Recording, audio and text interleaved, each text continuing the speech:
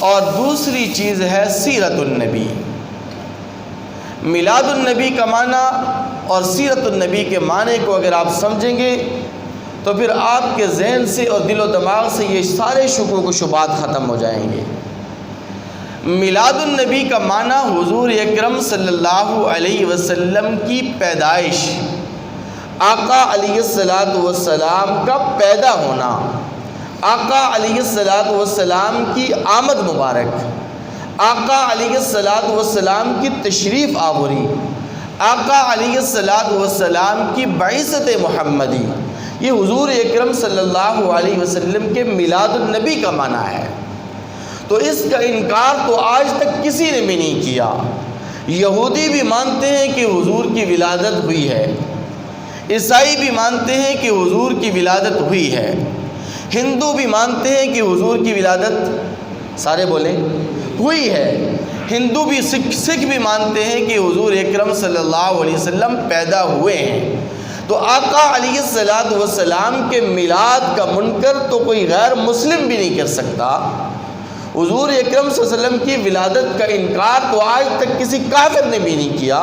چہ جائے کہ ایک مسلمان یہ دعویٰ کرے کہ میں حضور کا امتی ہوں اور حضور کے میلاد کو نہیں مانتا،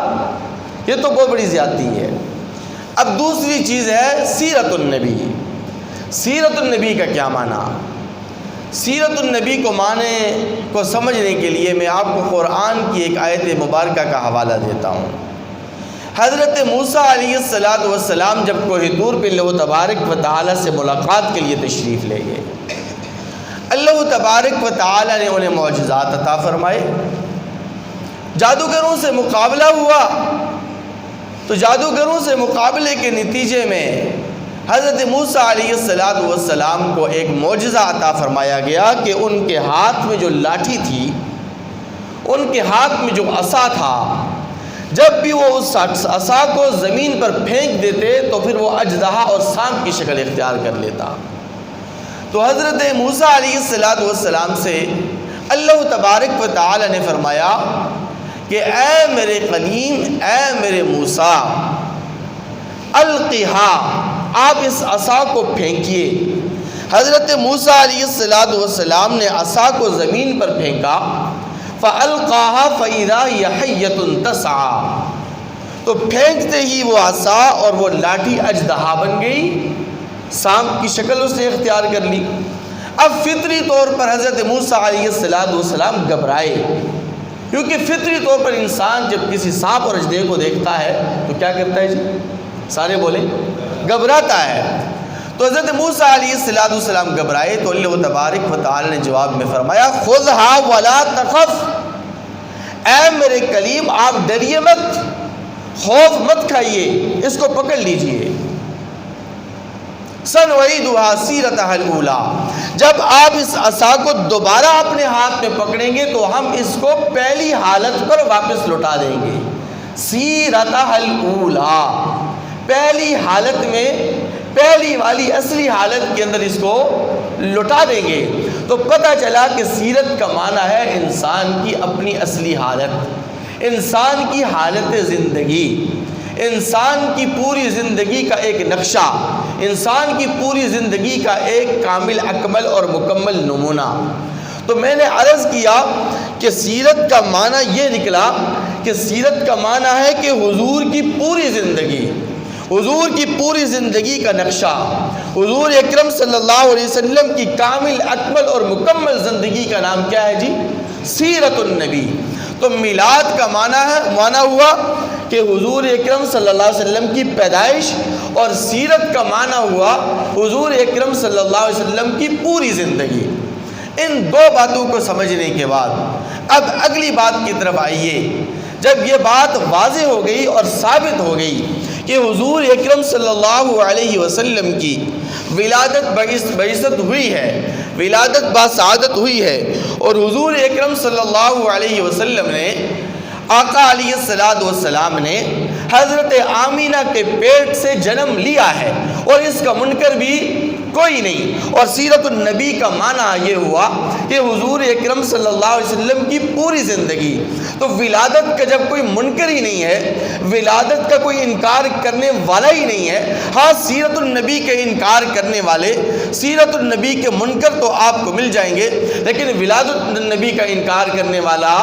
سارے بولے کوئی نہیں۔ تو اب جب میلاد کا انکار کرنے والا ہی کوئی نہیں، تو اب یہ بحث بالکل فضول ہو جاتی ہے کہ تم حضور کی ولادت کو مانتے ہو، ہم حضور کے میلاد کو مانتے ہیں، تم نہیں مانتے ہم مانتے ہیں، تم گستاخ اور ہم عاشق رسول۔ تو یہ تو اختلافی بات ہے ہی نہیں کہ جس کو لوگوں نے اختلاف کا مرکز بنا لیا ہے۔ ہاں یہ بات ضرور ہے کہ حضور اکرم صلی اللہ علیہ وسلم کی سیرت النبی کے انکار کرنے والے آپ کو اس دنیا کے اندر بہت ملیں گے، لیکن جو بات، جو نقطہ میں آپ کے دل و دماغ کے اندر بٹھانا چاہتا ہوں وہ یہ کہ حضور کی میلاد کا کوئی منکر نہیں ہے۔ جب حضور کی ولادت کا کوئی منکر ہی نہیں تو اب اس پر بحث کرنا ایسے ہی فضول اور لغو ہے جیسے کہ ایک مسجد بنی ہو، اللہ تبارک و تعالیٰ کا گھر قائم اور دائم ہو، اور وہاں پر آ کر کوئی مولوی آ کر، کوئی علامہ صاحب آ کر، کوئی پروفیسر صاحب آ کر، کوئی دانشور آ کر یہ دلائل دینا شروع کر دے کہ دیکھو یہ مسجد ہے، یہ مسجد اللہ کا گھر یہاں پر قائم اور دائم ہے، اور اس پر پھر وہ دلائل پہ دلائل دینا شروع کر دے، تو اس سے چھوٹا سا بچہ، 10 سال کا معصوم بچہ بھی اس کو کہے گا کہ مولوی صاحب یہ کیا بحث کر رہے ہیں، آپ کس بات پر دلائل دے رہے ہیں، یہ مسجد اللہ کا گھر ہے، یہ ہمیں بھی پتا ہے، ہمارے بڑوں کو بھی پتا ہے، یہاں تک کہ کوئی یہودی آئے گا، کوئی عیسائی دیکھے گا، کوئی